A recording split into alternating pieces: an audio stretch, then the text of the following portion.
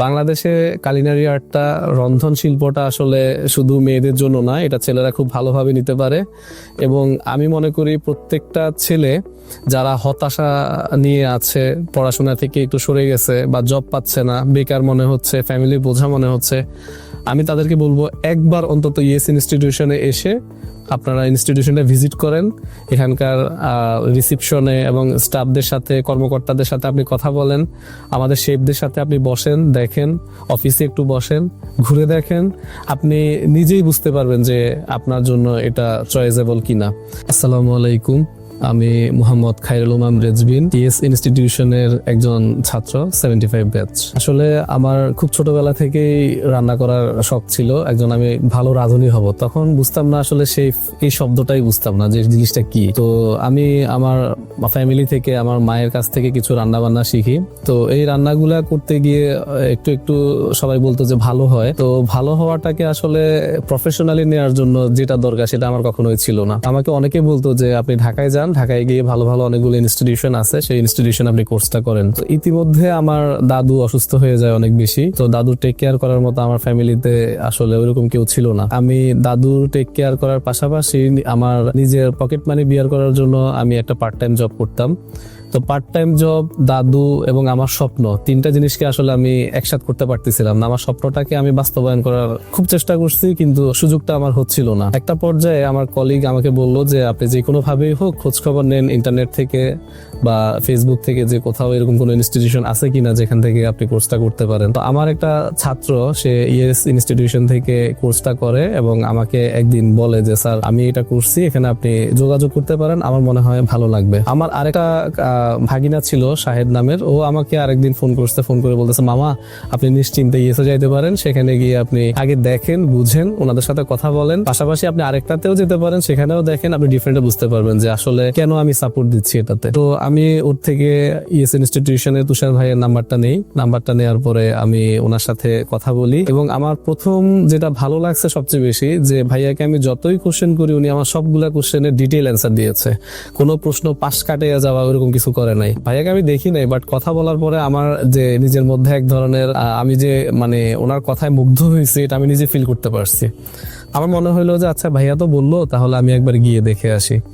তা আমি যেহেতু পার্ট টাইম জব করি, সবসময় আমার এলাকা থেকে মুভ করা আমার জন্য সম্ভব হয় না। তো আমি সময় করে ভাইয়ার সাথে কথা বলে নেক্সট সেশনটা কবে ওরিয়েন্টেশন হচ্ছে, সে ওরিয়েন্টেশনের ডেট অনুযায়ী আমি আসার পরে আমি ভাইয়ার সাথে আরও ডিটেল কথা বলি। আমি পুরো ইনস্টিটিউশনটা খুব ভালো করে ভিজিট করি। আমার কাছে যেটা আলাদা মনে হইলো, আমি অন্যান্য জায়গায় সার্ভে করে যেটা দেখলাম বা এটার মধ্যে পার্থক্য যেটা মনে হইলো, আমার কাছে মনে হইলো যেন আমি একটা ফ্যামিলির মতো মনে হয়েছে, যেখানে আমি আমার মন খুলে কথা বলতে পারবো, আমি কোশ্চেন করতে পারবো, আমি আমার শিক্ষাটাকে বুঝে নিতে পারবো, আমার নিজের মধ্যে অ্যাডপ্ট করতে পারবো। আমি আমার ইনস্টিটিউশনে আমি ইএসএ অ্যাডমিশন নেই। আমি নিয়েছি শুক্র শনিবারে বিকেলবেলা 4টা থেকে সন্ধ্যা 7টা পর্যন্ত ব্যাচটা আমি নেই। তো আসলে যেহেতু পার্ট টাইম করি, আমাকে 5 দিন সেখানে জব সময় দিতে হয়, 2 দিন আমাকে ইএসএ সময় দেয়া লাগে। আমি এটাকে খুব ভালো একটা চ্যালেঞ্জ হিসেবে নেই। আমি মনে করি যদি আমি এটাকে চ্যালেঞ্জ নেই, তাহলে আমার জবটাও আমি ছাড়বো না, পাশাপাশি আমি আমার স্বপ্নকে বাস্তবায়ন করব। আসলে প্রত্যেকটা মানুষের জীবনে স্বপ্নটা এমনই হওয়া উচিত যে স্যাক্রিফাইস মেন্টালিটি 100% থাকতে হবে। যদি সেটা না থাকে, আসলে ড্রিম মনে থাকবে কিন্তু সামনে আসবে না, এটাকে বাস্তবায়ন করা আসলে খুব কঠিন হয়ে যায়। তো আমি রবি থেকে বৃহস্পতি পর্যন্ত আমার জবে সময় দিতাম। বৃহস্পতিবার দুপুরবেলা আমি গাড়িতে উঠতাম, ঢাকায় আসতাম রাত 9টা-10টায়, সেখান থেকে বাসায় যাইতাম প্রায় রাত 11টা থেকে 12টা। পরের দিন এসে ক্লাস করতাম, শনিবারে ক্লাস করে ক্লাস থেকেই ব্যাগ নিয়ে আমি আবার সায়দাবাদ চলে যেতাম, সেখান থেকে বাসে উঠে আমি রাত 2টোয় বাসায় পৌঁছাতাম। পরের দিন আমি আবার জবে জয়েন করতাম। আমি এতটাই স্যাক্রিফাইস করার চেষ্টা করছি যে আমি ইএস ইনস্টিটিউশনে যতগুলো ক্লাস হয়েছে প্রত্যেকটা ক্লাসে আমি জয়েন করেছি। আমি হোটেল ভিজিট করেছি, সেখানেও সময় দিয়েছি। আমি শেফ ডেতে জয়েন করেছি।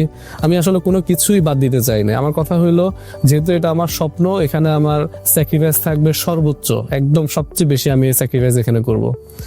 আলহামদুলিল্লাহ পরীক্ষা দেই, মোটামুটি ভালো রেজাল্ট করি। যখন আমার আসলে ক্লাসটা চলে, তো ইয়েস থেকে আমাকে বলা হয়েছিল যে আমাদেরকে ইন্টার্নশিপের জন্য ব্যবস্থা করে দেওয়া হবে 5 স্টারে। আমি হোটেল ভিজিট করার পরে আমি আসলে ইন্টারকন্টিনেন্টালটা দেখি যখন পুরোটা, তো আমার কাছে তখনও ফিল হয়েছিল যে আমি যদি ইয়েসে জয়েন না করতাম তাহলে মনে হয় ইন্টারকন্টিনেন্টালটা একবার দেখা ভিতর থেকে এটা আমার পক্ষে সম্ভব হইতো না, যেটা ইয়েস আমাকে ব্যবস্থা করে দেয়।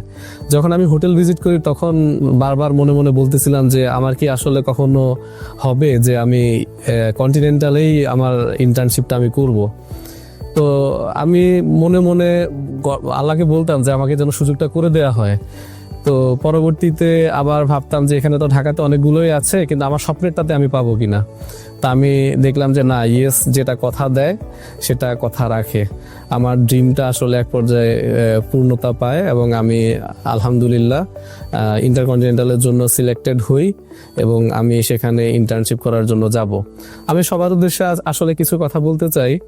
আমি আরেকটা কথা বলতে চাই যে আসলে অনেক ইনস্টিটিউশন অনেক জায়গায় আছে, কিন্তু নিজের মন খুলে নিজের মন থেকে ফিল করার যে জিনিসটা, এটা আমি এখানে পেয়েছি।